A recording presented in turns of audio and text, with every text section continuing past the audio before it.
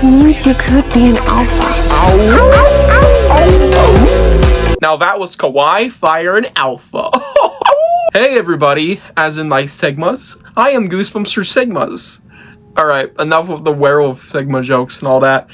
We are going to be reviewing Secrets of the Swamp. This book is a continuation of the Fever Swamp universe. Yes, this is indeed a in-universe sequel to the original book 14 of the original Goosebumps series, The Werewolf of Fever Swamp. Follows none of those characters though, but it is a nice continuation of the universe. It takes a very interesting direction halfway through, which might have a shift in villainous perspective. Completely contradicts what the cover is suggesting here, I'm just saying that much. But no less, let's dive in.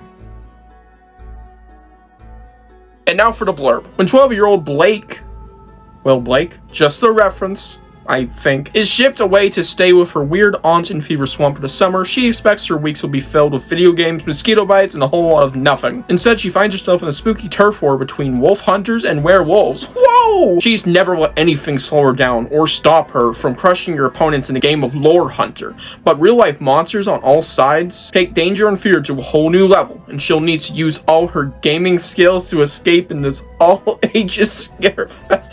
Why are we talking about video games? It is not that big in the plot, I swear. Kind of. Anyways. Oh, fucking kill me. I'm gonna be blatant here. I'm not a big fan. I mean, I love werewolf stuff, but I'm not a big fan of a little kind of big detail here. In fact, this is definitely anthropomorphic art influence. It feels like a furry made this. And if you guys know, I'm not big on that community. It's a lot of gross stuff and zoophile stuff. But as a story and a book, this is actually really good. Quite like this one.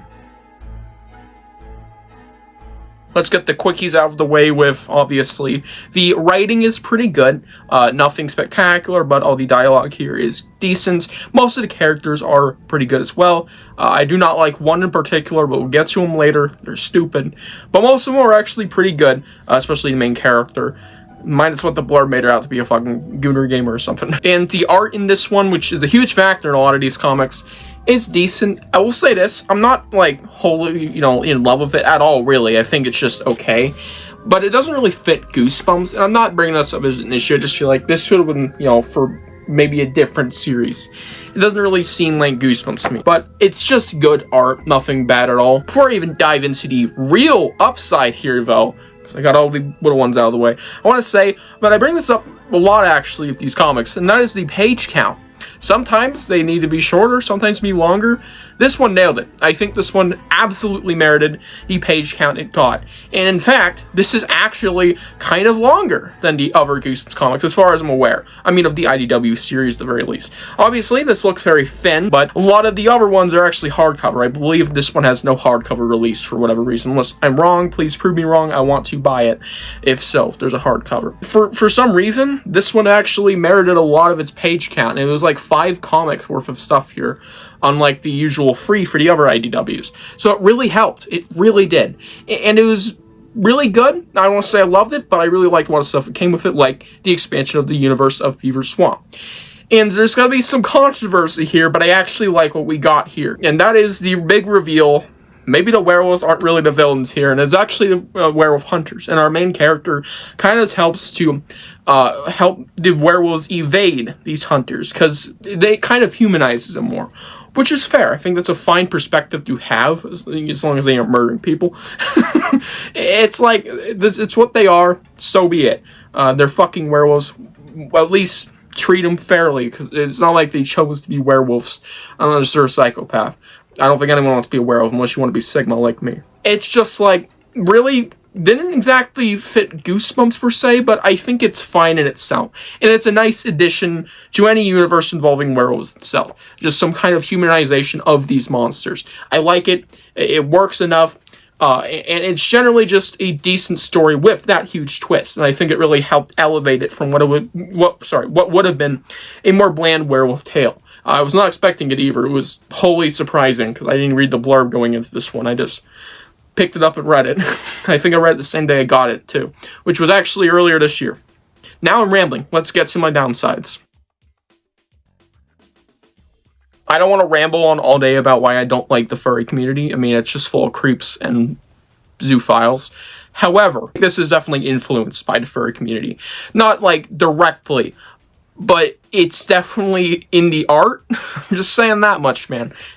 Just look at the werewolves, and it's like, yeah, it kind of feels like we're going for a very anthropomorphic style, and I'm not big on it. I know what werewolves are supposed to be, but this is, like, hyping it up a little more. You understand? I'm just not big on it.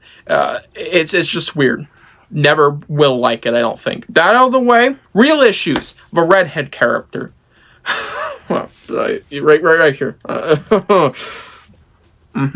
Yeah, this gal sucks. You'll find out very soon if you have not read this and you read it why I think that, because it's pretty early on where I believe this character revealed to be pretty fucking stupid.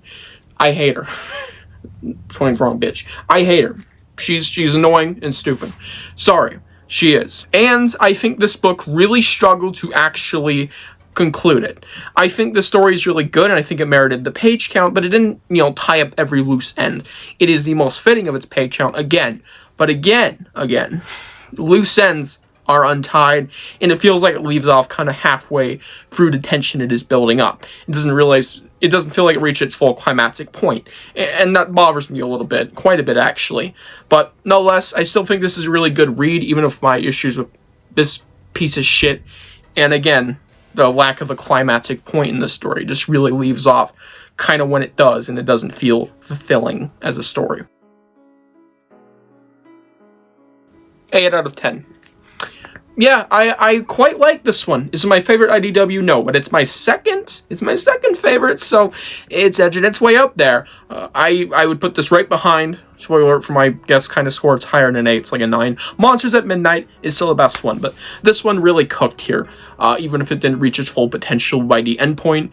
Didn't really like this character. It has some influences towards a certain community I'm not a big fan of. But it has a lot of good stuff here, like the extremely bizarre change in tone and direction halfway through it, which I was kind of all for, even if it doesn't jive perfectly for a Goosebumps story.